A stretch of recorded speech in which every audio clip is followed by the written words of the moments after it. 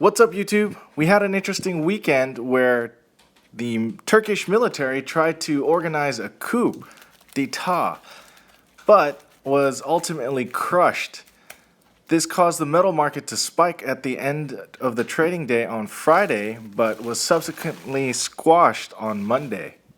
I'm still expecting a pullback in the spot price for both gold and silver, and I've actually did a little bit of paper trading on that play as a hedge against what you see in front of you.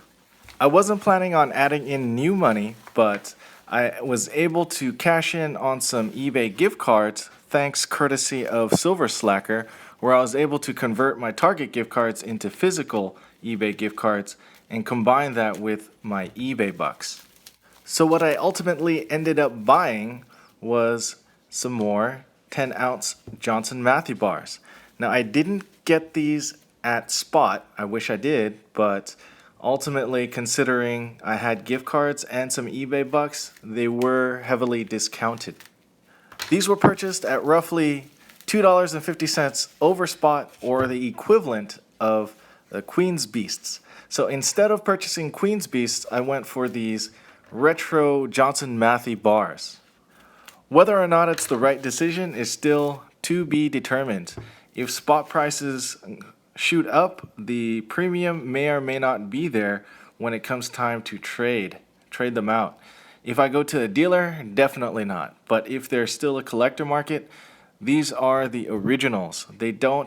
You can tell because they don't have the A serial number or C serial, the letter serial in front of the serial number.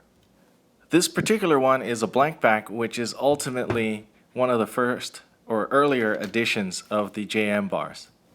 These other two Johnson Matthey bars are a bit more common, but still retro because they aren't the current production. So that still gives it a little bit of a vintage edge. We'll see in the long run what works. Next up is this Silvertowne 10-ounce poured bar. This one I purchased by accident. I thought I got a $25 coupon from eBay, but it turns out it was from shipping supplies, and by then I had already made a bid for this. On occasion there are blunder buys, and this was one of them, but fortunately I only paid 50 cents over spot for this one in auction, and it doesn't look too bad. I'm actually working on a limited edition IKEA bar, which will be available through my app that I'm going to release to the public when I launch. So keep an eye out for that. I've been working on this project for over a year, so we'll see how it goes. I've been working on this on the side, and I still have my regular day job while I still do these YouTube videos. Anyways, back to the show. Next up is a smaller purchase acquired at spot, so roughly $20.50 per bar. It's 9 Johnson Matthey bars, 1 Engelhard bar, and a few random 1-ounce bullion bars. It came in this nice little case, and these bars are really starting to grow on me over the rounds, but kind of storing them looks like a little bit of a pain in the rear. It takes up a bit of space, and I don't really like that.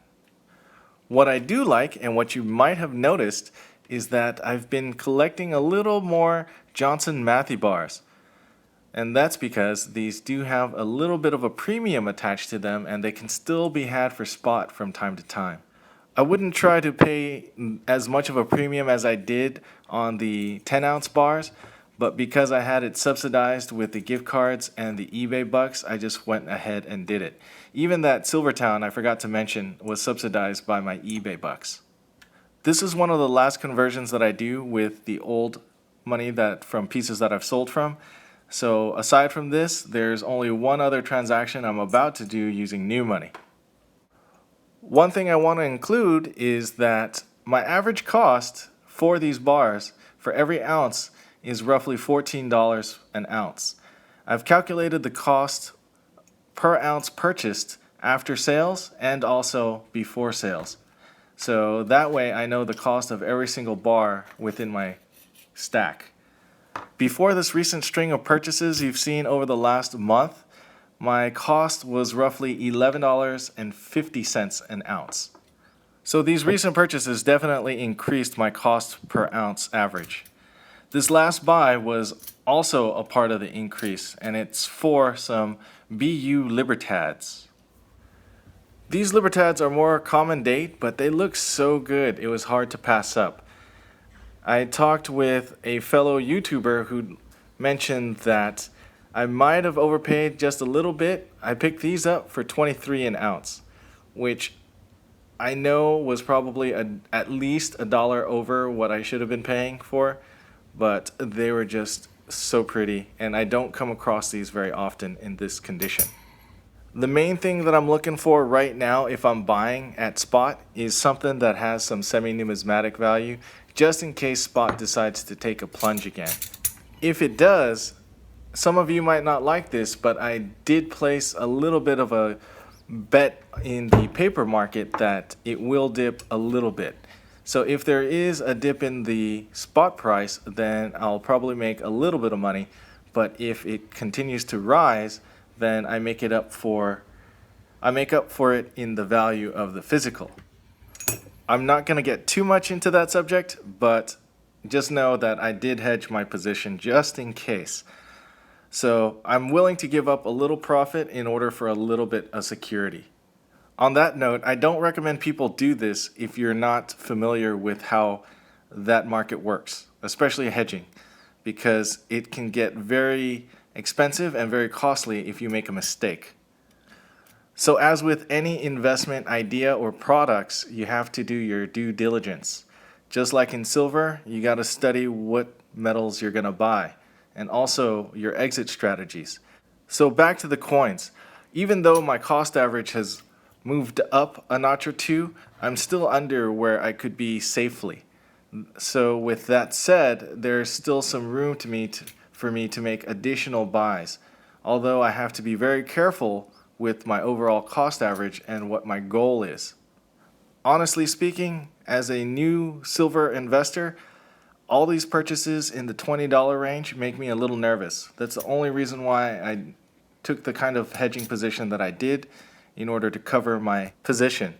So there's still room to go up or down. I'm not sure where the market's going to go right now, but I do think we're going to track sideways for a little bit, dip down, and ultimately up and go into an uptrend. Whether or not it actually breaks out, I'm not sure. It's stabilized right now at 1950 to 2050 and then just kind of playing ping pong. Some of us are buying, some of us aren't. Like I said, most of this is old money, so I'm still saving up in case there's a pretty big dip. The main thing I'm looking to be right now is cautious, but I am still making some aggressive moves because there are some deals to be had. If you're in the collector market, you can get a lot of things right now for cheap. And if you're a long-term player, this is a good time to kind of pick and choose and start sniping. You just got to find out, are you a sniper or are you a sprayer? If you like, please comment, like, and subscribe.